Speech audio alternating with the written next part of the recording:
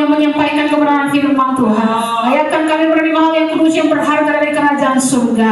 Dan di dalam nama Yesus Tuhan kami siap sambut firman-Mu. Haleluya. Semua sama-sama kita katakan amin. Puji Tuhan Bapak Ibu. Shalom. Shalom, shalom, shalom. Sekali lagi shalom. Shalom, shalom, shalom. Apa kabar Bapak Ibu? Luar biasa. Puji Tuhan. Saya percaya bahwa setiap kita saat ini tetap menikmati kemurahan Tuhan yang luar biasa dalam kehidupan kita. Untuk itu sebabnya kita akan sama-sama dengar firman Tuhan. Tema masih sama, terus berlari. Dan judul firman Tuhan yang saya ambil pagi hari ini yaitu berlari dalam waktu Tuhan. Bapak Ibu, kita buka bersama Pengkhotbah 9 ayatnya yang ke-11 hingga ayatnya yang ke-12. Pengkhotbah 9 ayat 11 hingga ayatnya yang ke-12.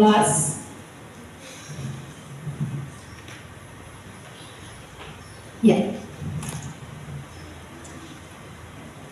Bapak Ibu, saya undang semua bangkit berdiri. Kalau sudah dapat firman Tuhan, kita akan baca secara bersama-sama cuma 2 ayat. Pengkhotbah 9 ayat 11 hingga ayatnya yang ke-12. Pada hitungan yang ketiga kita akan baca sama-sama. 1, 2, 3. Lagi aku melihat di bawah matahari bahwa kemenangan perlombaan bukan untuk yang cepat, dan keunggulan perjuangan bukan untuk yang kuat, juga roti bukan untuk yang berhikmat, kekayaan bukan untuk yang cerdas, dan karunia bukan untuk yang cendekia. Karena waktu dan nasib dialami mereka semua. Karena manusia tidak mengetahui waktunya, seperti ikan yang tertangkap dalam jala yang mencelakakan, dan seperti burung yang tertangkap dalam jerat, begitulah anak-anak manusia terjerat pada waktu yang malam, kalau hal itu menimpa mereka secara tiba-tiba. Amin. Untuk firman Tuhan, Bapak Ibu dipersilakan duduk kembali.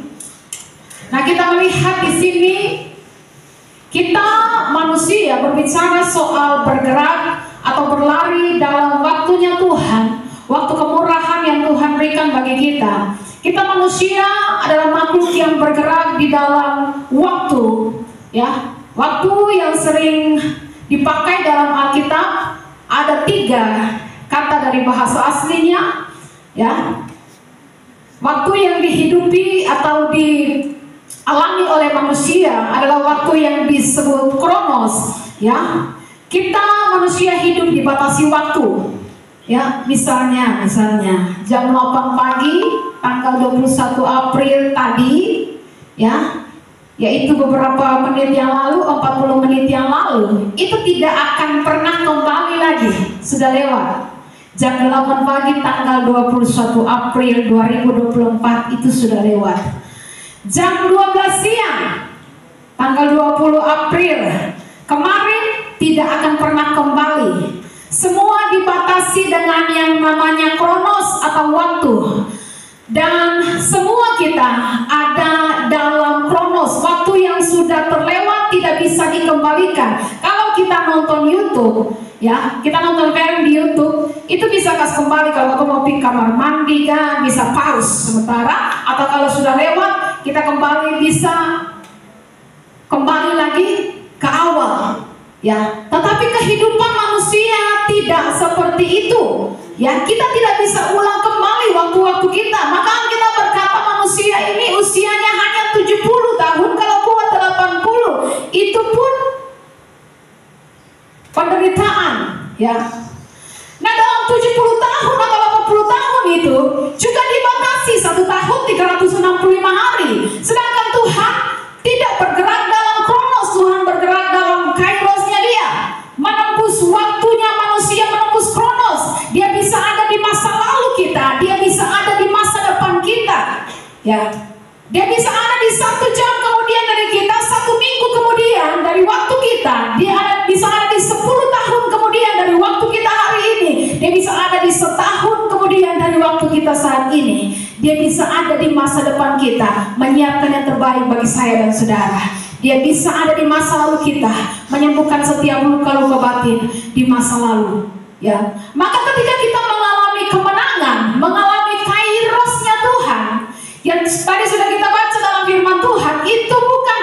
kita kuat, bukan karena kita pintar, bukan karena kita cerdik, tapi karena kesempatan dan nasib.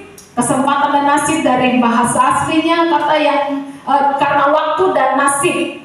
Kata yang tepat di situ adalah karena waktu dan kesempatan itu diberikan bagi semua orang. Ya, coba kembali ke ayat tadi, ayat 11. Ya. Nah, karena itu Bapak Ibu yang diberkati oleh Tuhan, setiap kali kita menyiapkan diri, yang artinya menabur dalam ketaatan, kita akan bertemu dengan kesempatan demi kesempatan yang Tuhan berikan kepada kita. Setiap kali kita mempersiapkan diri kita untuk hidup sesuai dengan kehendak Tuhan, maka kita akan bertemu dengan hal-hal yang luar biasa yang Tuhan kerjakan dalam hidup kita. Apa itu ketaatan? Ketaatan adalah dengar dan lakukan. Nah, kalau tidak salah, dalam khotbah minggu kemarin Bapak Gembala sempat singgung soal Daud. Poin ketiga yang saya catat di situ adalah soal bagaimana persiapannya harus matang. Persiapan dari Daud, dia bisa mengalahkan seorang Goliat selain karena dia datang karena nama Tuhan. Ya, Daud punya persiapan. Ya, dia sudah pilih batu, kemudian dia memang terbiasa untuk melindungi 2 atau 3 ekor dombanya. Ya, itu Daud. Dan karena dia sudah punya persiapan yang matang, ketika dia hadapi Goliat dengan nama Tuhan, dia tidak takut. Ya, Goliat mungkin menganggap remeh Daud, tetapi Daud tidak lari dari Goliat. Seperti dengan orang Kristen kebanyakan, ketika melihat masalah yang besar mereka lari, mereka ciut, mereka tidak punya nyali. Tapi Daud tidak. Daud justru berlari ke arah Goliat dan menghantam Goliat sampai mati. Nah, Bapak Ibu yang diberkati oleh Tuhan, ketaatan adalah mendengar dan melakukan. So, yang Tuhan mau kemenangan diraih oleh manusia bukan karena mereka kuat, bukan karena mereka cerdas, punya otak yang pintar, tapi karena mereka punya persiapan. Tahun 60, Amerika, negara adik kuasa adidaya, menyerang satu negara yang kecil yang namanya Vietnam. Vietnam itu negara yang kecil. Nah, Amerika punya persenjataan yang kita tahu luar biasa lengkap dan kuat. Ya, karena itu dijuluki sebagai negara adik kuasa. Dia punya pesawat tempur yang turun saja sudah wow, amazing, ya. Tapi saudara tahu, alhasil dari pertempuran itu, Amerika negara yang luar biasa dengan kekuatan persenjataan yang luar biasa ini kalah dari negara yang kecil, Vietnam. Ya, dan prajurit Amerika yang ikut berperang pada saat itu pulang dan rata-rata mengalami sakit jiwa. Ya, kenapa demikian? Karena yang mereka hadapi di hutan belantara di Vietnam itu seperti mereka sedang berperang melawan hantu. Ya, mereka mungkin boleh kuat persenjataan lengkap. Mereka punya pesawat tempur lengkap semuanya, udara, laut semua lengkap. Kalau bicara Amerika memang luar biasa, tapi mereka bisa kalah berperang melawan negara yang kecil. Kenapa? Karena Vietnam punya persiapan luar biasa. Ya, persiapan yang dilakukan oleh tentara Vietnam adalah mereka membangun kota di bawah tanah. Ya, kota itu ada ratusan kilometer di bawah tanah, isinya terowongan, kamar tidur, ada dapur untuk masak, ada kamar mandi, tempat meeting, dan semua ada di bawah tanah, ratusan kilometer. Dan ketika mereka melakukan penyerangan kepada Amerika, itu mereka keluar dari lubang-lubang kecil, lalu tembak prajurit-prajurit Amerika. Ya, jadi tentara Amerika sendiri atau prajurit Amerika kebingungan, ini siapa yang menembak? Karena tidak kelihatan, tiba-tiba ada yang menembak. Nah, itu strateginya mereka, persiapannya mereka. Lalu ketika kalau mereka ketangkap, mereka dikejar, tentara Vietnam ini, mereka dikejar. Waktu mereka berlari, mereka akan lihat pohon. Karena di setiap pohon itu ada tanda. Kalau ada tanda, mereka sudah tahu kalau ada tanda putih seperti ini, itu artinya ada jalan masuk di situ. Ya, mereka angkat setiap kandang, ranting-ranting dan rumput.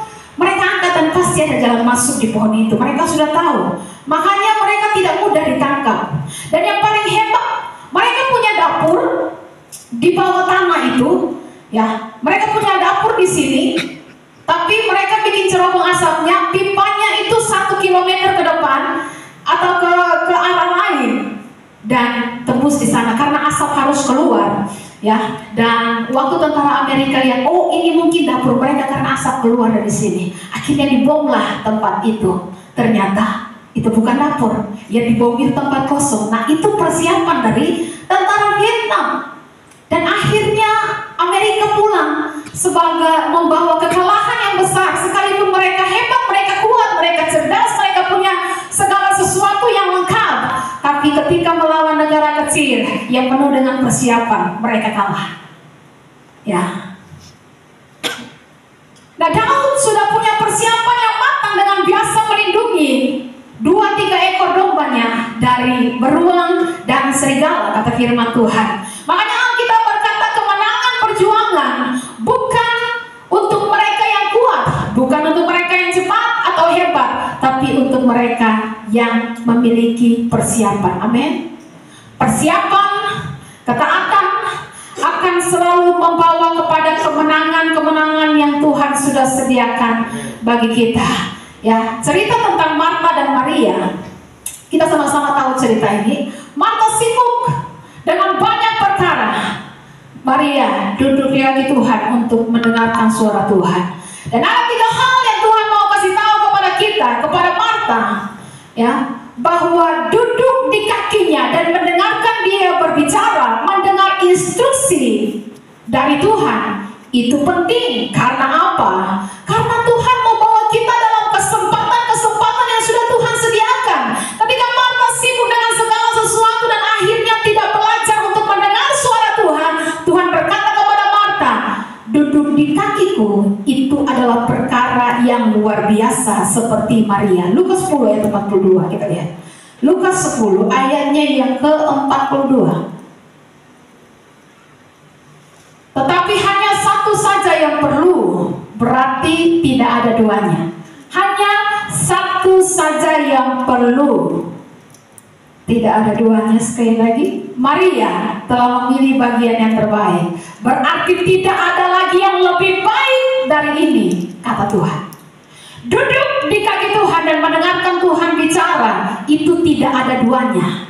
Hanya satu saja yang perlu, tidak ada duanya. Maria telah memilih bagian yang terbaik, berarti tidak ada yang lebih baik dari duduk di kaki Tuhan dan mendengarkan Tuhan bicara. Dan kemudian dikatakan yang tidak akan diambil daripadanya. Berarti saudara, tidak ada lagi yang perlu, tidak ada lagi yang lebih baik dari ini. Dan ini tidak akan bisa diambil daripadamu, yaitu duduk di kaki Tuhan dan dengarkan instruksi perintah Tuhan. Makin kita dengar firman Tuhan dan kita taat melakukan firman Tuhan, kita akan dibawa oleh Tuhan dalam kesempatan, dalam perkara-perkara yang besar. Tuhan akan membawa kita kepada kemenangan lepas kemenangan. Sayangnya manusia lebih suka mengejar apa yang mudah, bukan apa yang benar.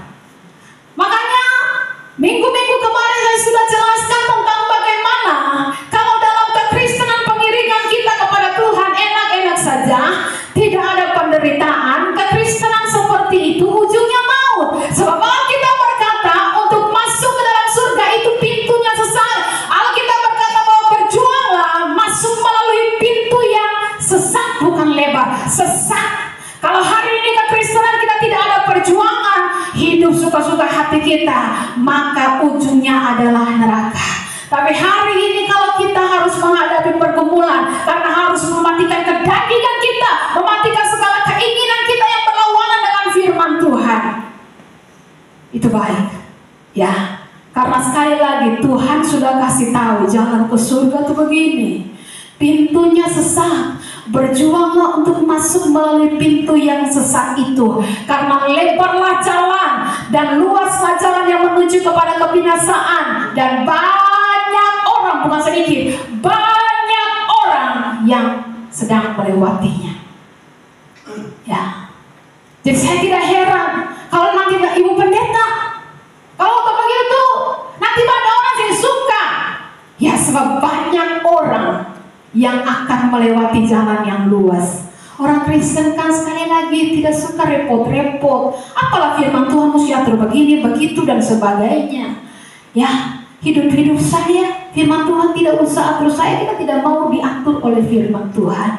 Pada sekali lagi Tuhan katakan, berjuanglah untuk masuk melalui pintu yang sesat, karena banyak orang berusaha untuk masuk tapi tidak dapat. Kekristenan kita kalau hanya sebatas berusaha, kita tidak akan pernah masuk dalam kerajaan surga. Ya, manusia lebih suka mengejar apa yang mudah, bukan apa yang benar.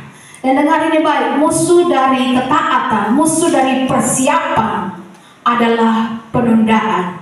Dan penundaan itu akibatnya fatal. Makanya Alkitab berkata berulang kali, jika engkau mendengarkan firman-Ku pada hari ini, janganlah keraskan hatimu. Makanya yang masih hidup dalam dosa, dengar firman, dikasih tahu firman, segera tinggalkan. Sebab kalau orang yang salah jalan baru 5 menit, gampang untuk kembali. Tapi kalau orang sudah salah jalan 1 jam, 2 jam, mau balik itu agak susah. Ya. Tapi kalau baru 5 menit, ini salah jalan, kita langsung kembali. Nah itu gampang kan, kembalinya gampang. Tapi kalau 1-2 jam, ini sudah di mana? Nah itu baliknya agak susah. Makanya yang terlibat dosa pornografi segera tinggalkan. Kalau sudah tahu saya ini sudah jatuh dalam dosa pornografi, segera tinggalkan. Jangan tunggu lama-lama di situ, nanti yang mau bablas. Ya. Yang berselingkuh dengan firman Tuhan dikasih tahu kebenaran, segera tinggalkan. Ya. Makanya memang merubah jemaat dengan dari segi usia, merubah jemaat yang usianya remaja dan pemuda itu lebih gampang daripada mengubah jemaat ya yang sudah usia dewasa. Kenapa demikian? Karena mereka sudah bertahun-tahun, orang dewasa kita itu sudah bertahun-tahun ya terkonsep dengan pola pemikiran kita, dengan kebiasaan kita, sehingga untuk menuntun dalam kebenaran firman Tuhan itu agak susah. Tapi kalau biasanya jemaat, remaja, pemuda dikasih tahu, ya Alkitab memang bilang demikian, dikasih tahu itu lebih gampang. Ya, tapi kalau orang tua dikasih tahu itu agak rada sulit, ya. Apalagi anak-anak itu lebih gampang. Makanya kalau kepada anak-anak kecil diajarkan beberapa bahasa, mereka cepat menguasai, ya. Tapi kalau orang tua, ya, terbiasa dengan satu bahasa. Makanya untuk ajar bahasa lain itu agak sulit karena mereka sudah terkonsep, terbiasa. Ya, makanya Bapak Ibu yang diberkati oleh Tuhan, jaga apa yang masuk dalam pikiran saudara, karena apa yang masuk ke pikiran kita akan tersimpan dalam hati kita. Dan apa yang tersimpan di hati waktu hadapi masalah itu akan keluar dengan sendirinya. Ya. Kalau yang tersimpan dalam hati ini adalah lebih banyak firman Tuhan, maka firman Tuhan itu akan keluar dengan sendirinya dari dalam tingkah laku, perilaku kita. Tapi kalau yang kita simpan banyak bukan firman Tuhan, maka waktu masalah datang, itu juga yang akan keluar. Respon kita yang akan keluar adalah tidak sesuai dengan firman Tuhan. Maka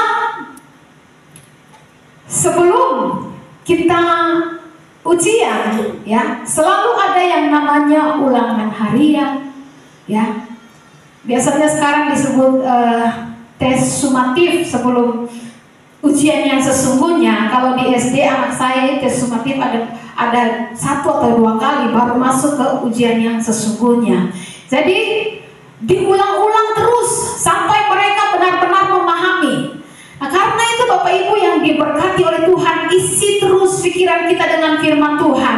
Jangan pernah menunda ketaatan kita kepada firman Tuhan, sebab semakin ditunda makin tersimpan hal-hal yang jahat yang kita anggap itu biasa, tapi sebenarnya fatal. Ya, saya percaya Tuhan sudah menyiapkan hal-hal besar bagi kita. Baik di bulan ini kah, di tahun depan kah, Tuhan sudah sediakan hal-hal yang besar dan luar biasa bagi kita. Tapi seringkali Tuhan harus tahan dulu. Sudah ada, sudah Tuhan siapkan, tapi Tuhan harus tahan dulu. Coba kita lihat Roma 8 ayatnya yang ke-17. Roma 8 ayatnya yang ke-17. Dan jika kita adalah anak, maka kita juga adalah ahli waris. Maksudnya orang-orang yang berhak menerima janji-janji Allah yang akan menerimanya bersama-sama dengan Kristus, yaitu jika kita menderita bersama-sama dengan Dia, supaya kita juga dipermuliakan bersama-sama dengan Dia. Jika kita anak, kita adalah ahli waris. Maksudnya adalah orang-orang yang berhak menerima semua janji Allah. Ini hebat, ya. Kalau kita anak, kita berhak atas semua janji Allah yang akan menerimanya bersama-sama dengan Kristus jika kita menderita bersama-sama dengan Dia. Menderita di situ dari bahasa aslinya simpateko, yang artinya taat. Jika kita taat bersama-sama dengan Dia, kalau engkau taat kepadaku, kalau engkau persiapkan hidupmu, engkau akan masuk dalam kesempatan besar yang sudah disediakan Tuhan dalam kehidupan kita. Dalam Yohanes 4 ayatnya yang ke-39. Yohanes 4 ayat yang ke-39.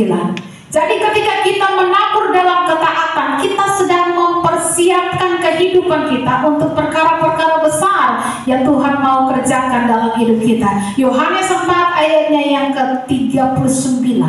Dan banyak orang Samaria dari kota itu telah menjadi percaya kepadanya karena perkataan perempuan itu yang bersaksi, yang mengatakan kepadaku segala sesuatu yang telah ku berbuat. Saudara lihat, kisah perempuan Samaria ini tidak ada penundaan. Padahal orang Yahudi tidak bergaul dengan perempuan Samaria. Kenapa? Karena mereka, jangan perempuan, laki-lakinya juga tidak. Karena mereka menganggap Samaria itu najis. Bagi mereka, kelas orang Samaria itu kelas yang najis. Najis bagi mereka untuk bergaul dengan orang Samaria. Nah, bagaimana perempuan ini bisa mempengaruhi semua orang pada waktu itu percaya kepada Tuhan? Waktu Yesus berjumpa dengan dia, waktu Yesus sampaikan firman-Nya, waktu Yesus berkata-kata kepada perempuan ini, dia tidak tunda untuk bertobat, dia tidak tunda untuk hidup dalam kebenaran, ya. Waktu Yesus berjumpa dengan dia, saat itu dia masih hidup dalam dosa, masih kumpul kebo, suaminya banyak. Tapi ketika dia dengar firman Tuhan, dia tidak tunda ketaatan. Hatinya langsung terbuka buat Tuhan. Bagi saya penginjil pertama di dunia ini adalah wanita ini, wanita Samaria yang menobatkan satu kota Samaria. Ya, mereka datang dan mencari Tuhan. Kenapa? Karena dia dikasih tahu firman Tuhan, langsung respon. Jangan tunda ketaatan kita. Jangan seperti dengan gadis-gadis yang bodoh dalam Matius 25 ayat yang pertama hingga ayatnya yang ke-10. Pada waktu itu, hal kerajaan surga seumpama 10 gadis yang mengambil pelitanya dan pergi menyongsong mempelai laki-laki. 5 diantaranya bodoh, 5 bijaksana. Gadis-gadis yang bodoh itu membawa pelitanya tetapi tidak membawa minyak. Sedangkan gadis-gadis yang bijaksana itu membawa pelitanya dan juga minyak dalam buli-buli mereka. Tapi karena mempelai lama tidak datang-datang juga, mengantuklah mereka semua lalu tertidur. Waktu tengah malam terdengarlah suara orang berseru, mempelai datang, songsonglah dia. Gadis-gadis itu pun bangun semuanya lalu membereskan pelita mereka. Gadis-gadis yang bodoh berkata kepada gadis-gadis yang bijaksana, berikanlah kami sedikit dari minyakmu itu, sebab pelita kami hampir padam. Tetapi jawab gadis-gadis yang bijaksana itu, tidak, nanti tidak cukup untuk kami dan untuk kamu. Lebih baik kamu pergi kepada penjual minyak dan beli di situ. Akan tetapi waktu mereka sedang pergi untuk membelinya, datanglah mempelai itu, dan mereka yang telah siap sedia masuk bersama-sama dengan dia ke ruang perjamuan kawin, lalu pintu ditutup. Ada kesempatan yang datangnya hanya sekali, dan ketika kita tidak mempersiapkan diri, kita yang rugi. Ya. Ayat selanjutnya, ayat 11 hingga ayat yang ke-13. Kemudian datang juga gadis-gadis yang lain itu dan berkata, Tuan, Tuan, Tuan, bukakanlah kami pintu. Tetapi ia menjawab, aku berkata kepadamu, sesungguhnya aku tidak mengenal kamu. Karena itu, berjaga-jagalah sebab kamu tidak tahu akan hari maupun akan saatnya. Kita tidak akan pernah tahu kapan waktu Tuhan. Ya, pastikan apapun yang terjadi kita siap, karena itu persiapkan hidup kita. Ketaatan kepada firman Tuhan itu merupakan persiapan yang terbaik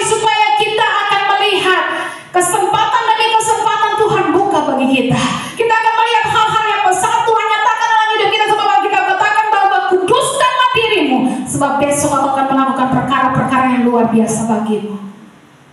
Makanya kemarin saya katakan, kadang kita bisa menyanyi dengan luar biasa. Oh Tuhan, pakailah hidupku selagi aku masih kuat. Ya, kita minta Tuhan pakai hidup kita. Masalahnya ketemu manusia ini mau disuruh pakai baju kotor pun kita tidak rela. Apalagi kalau bajunya sudah pakai berhari-hari, sudah bergaram, sudah besi karena kena kencing manusia mungkin. Lalu kemudian ada kotoran hewan di situ, kotoran anjing, tai cicak, tai tikus semua di situ. Suruh kita pakai, kita tidak akan mau pakai. Kenapa? Cici. Ya, kotor. Kita kali.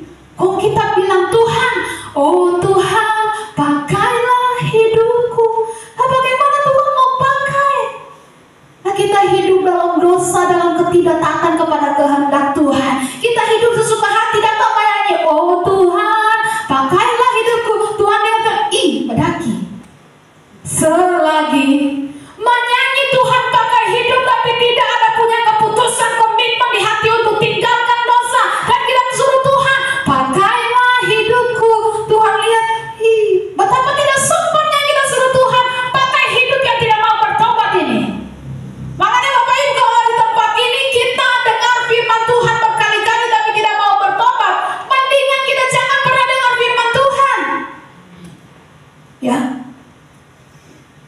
Nah, karena itu pastikan bahwa ketika kita mendengar firman Tuhan, ketika kita datang di tempat ini, kita punya satu komitmen, saya mau berubah, saya mau bertobat. Ketika firman Tuhan datang dan menegur kehidupan kita, bertobatlah. Dan cuma mau menyanyi, selagi aku masih bertobat, ya, selagi aku masih kuat, bila saatnya nanti ku tak berdaya lagi. Hari ini engkau muda, engkau kuat, tapi tidak selamanya engkau muda dan kuat.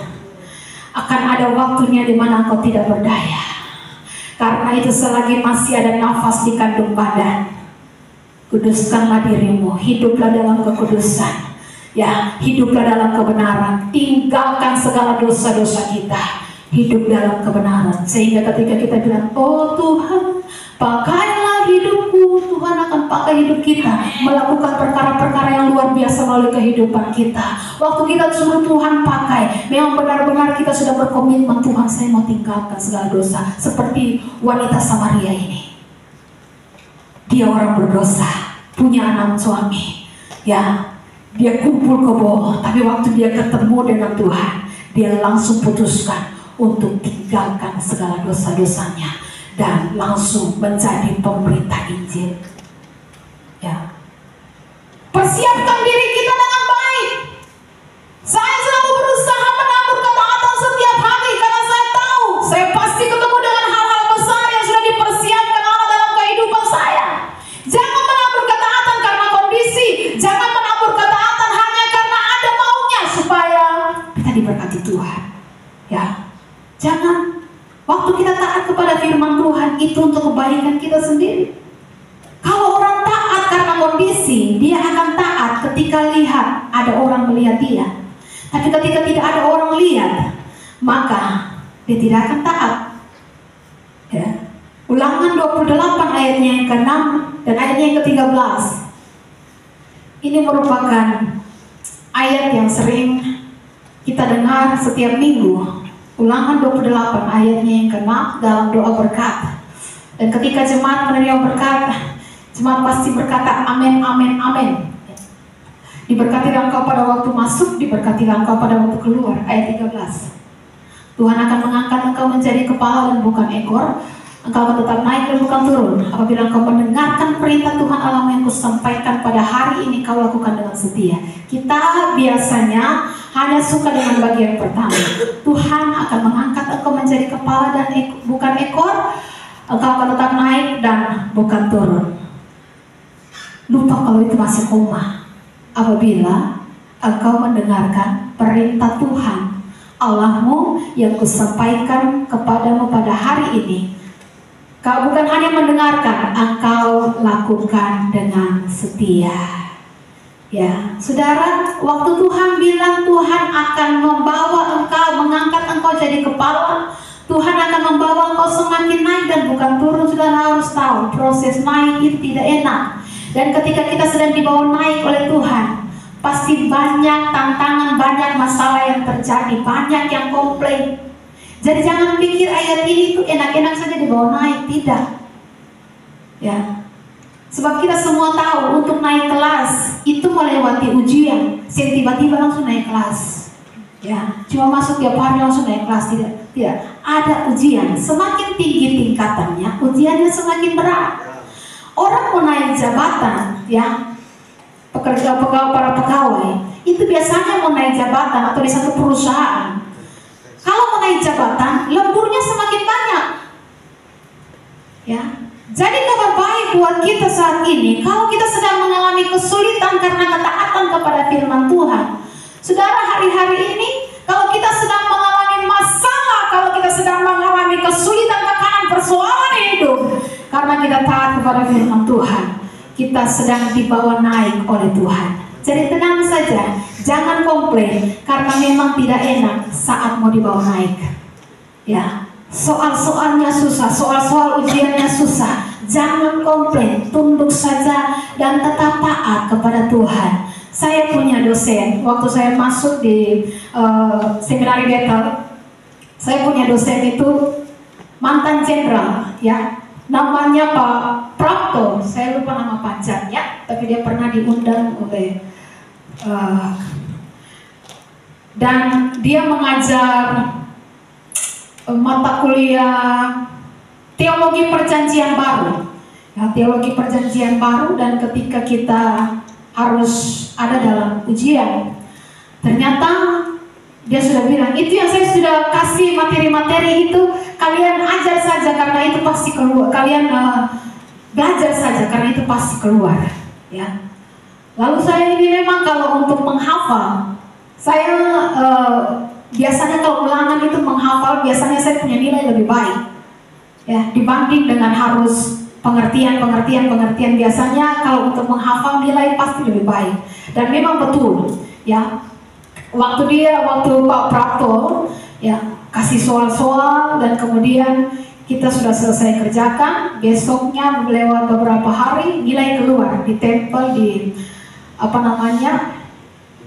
depan kampus dan kita lihat betul nilai saya sendiri A+, ya, yang lain semuanya B+, B-, ya.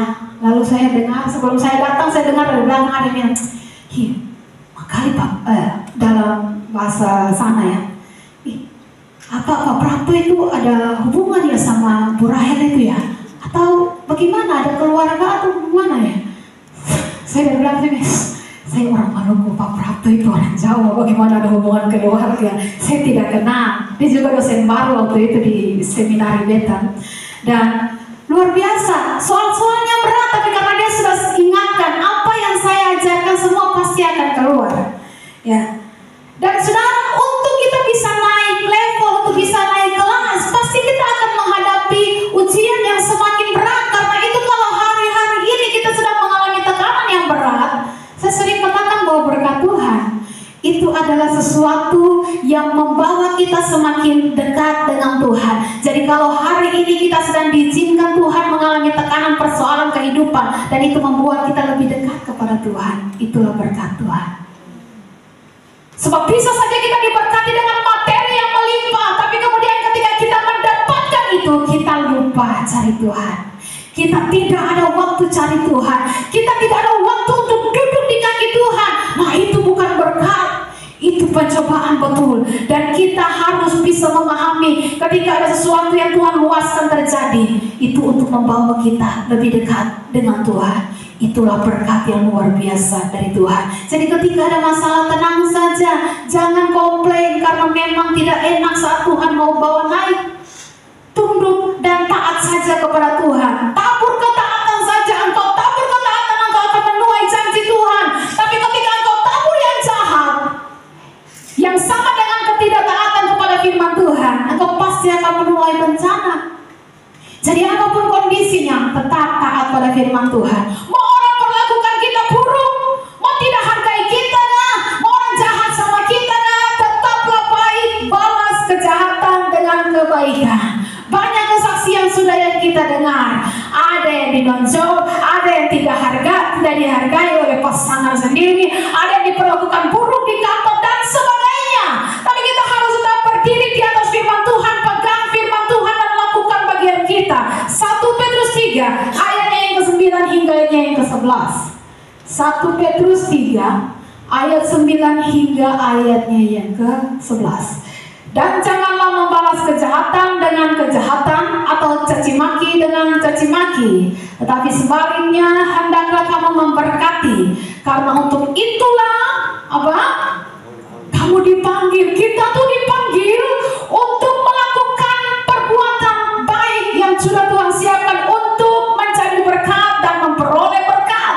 Sekali lagi, jangan membalas kejahatan dengan kejahatan atau caci maki dengan caci maki, tetapi sebaliknya hendaklah kamu memberkati, karena untuk itulah kamu dipanggil, yaitu untuk memperoleh berkat. Tuhan panggil kita untuk diberkati oleh Tuhan. Kenapa demikian? Sebab ini penjelasannya. Siapa yang mau mencintai hidup dan mau melihat hari-hari baik, ia harus menjaga lidahnya terhadap yang jahat dan bibirnya terhadap ucapan-ucapan yang menipu. Ia harus menjauhi yang jahat dan melakukan yang baik. Ia harus mencari perdamaian dan berusaha mendapatkannya. Lakukan saja bagian kita, taat saja kepada firman Tuhan. Siapa yang mau mencintai hidup dan mau melihat hari-hari baik di depan hidupnya, dalam kehidupannya, ia harus menjaga lidahnya dalam persoalan seberat apapun. Ditekankah di tempat pekerjaan, tidak dihargaikah, tetap jaga lidah kita dari ucapan-ucapan yang jahat, dari ucapan-ucapan yang menipu. Tetaplah lakukan yang baik. Dikatakan ia harus menjauhi yang jahat dan melakukan yang baik. Ia harus mencari perdamaian dan berusaha mendapatkannya. Makanya kemarin dalam Binrotal di Kures, saya sampaikan tentang, karena tema yang diberikan adalah menjadi garam dan terang dunia. Garam yang Tuhan katakan di sini, jadi kamu adalah garam dunia, bukan garam dapur. Garam dapur itu memberi rasa. Tapi ketika Tuhan katakan kamu adalah garam dunia, dalam Lukas dikatakan kalau garam itu menjadi tawar, tidak ada lagi gunanya, baik untuk ladang maupun untuk pupuk. Jadi maksud garam di situ adalah untuk ladang dan untuk pupuk, garam tanah. Bahasa asli yang dipakai garam tanah, garam untuk tanah. Nah, zaman dulu itu biasanya kalau perang, bukan zaman dulu saya, tapi sampai kepada zaman Majapahit, zaman Diponegoro, ya. Nah, itu orang kalau perang itu biasanya setelah mereka bunuh semua musuh-musuhnya yang ada di satu kota itu, kota musuh, mereka tumpas habis, mereka akan lepaskan bom, itu isinya garam. Seperti garam ditabur di atas tanah. Ketika garam tertabur di atas tanah, tanah itu akan jadi unproduktif, tidak lagi bisa menghasilkan. Itu cara daripada mereka yang berperang pada zaman dulu untuk mematikan atau menundukkan lawan mereka, sehingga bukan hanya orang-orangnya yang dibasmi, tapi tanahnya juga dibuat tidak produktif, ya, sehingga tanah itu tidak lagi bisa menghasilkan. Kalau kita lihat nanti dalam Hakim-Hakim, kita temukan di sana, ketika Abimelek berperang, dia tumpas habis semua penduduknya, lalu dia taburi tanahnya dengan garam. Nah, itu cara menaklukkan musuh. Nah, jadi maksud Tuhan ketika Tuhan berkata kamu adalah garam dunia, bukan garam dapur. Kamu adalah garam dunia, maksudnya bahwa dimanapun kita berada, kita mematikan pekerjaan iblis. Iblis tidak bisa produktif di mana kita berada. Ketika orang mau korupsi, kita ada di situ, orang tidak jadi korupsi. Ketika orang mau melakukan hal yang jahat, kita ada di situ, kita bawa pengaruh baik, mematikan setiap pekerjaan iblis. Itu maksud Tuhan ketika Tuhan bilang kamu adalah garam dunia. Jadi seharusnya dimanapun kita berada, iblis tidak bisa produktif, iblis tidak bisa bergerak. Kenapa? Karena kamu ada di situ, ya. Jadi jangan sampai Tuhan bilang kamu adalah garam dunia, tapi masukan tuh terlambat terus, ya. Sebab waktu kita adalah garam dunia,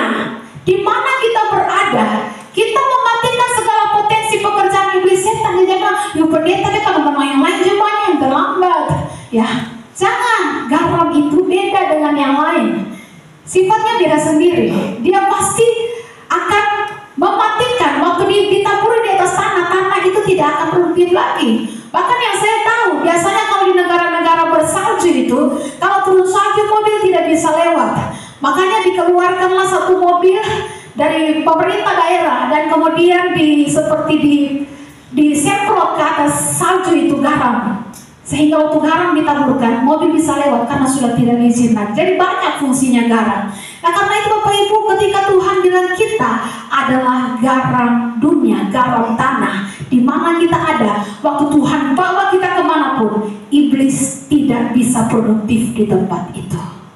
Jadi ketika kita ada di tempat pekerjaan kita mematikan pekerjaan iblis. Iblis tidak bisa bekerja di tempat itu karena ada kita. Amin. Nah, hidup adalah kesempatan yang Tuhan berikan. Mari kita mau pakai kehidupan untuk terus berlari dalam waktu Tuhan, karena waktu ini terbatas. Ingat 1 Petrus katakan bahwa anggaplah kesabaran Tuhan sebagai kesempatan bagi kita untuk beroleh selamat. Kalau hari-hari ini kita belum lagi menabur dalam ketaatan, kita masih suka sekali untuk hidup dalam kehendak kita sendiri dan tidak taat pada kehendak Tuhan, mari persiapkan hidup kita.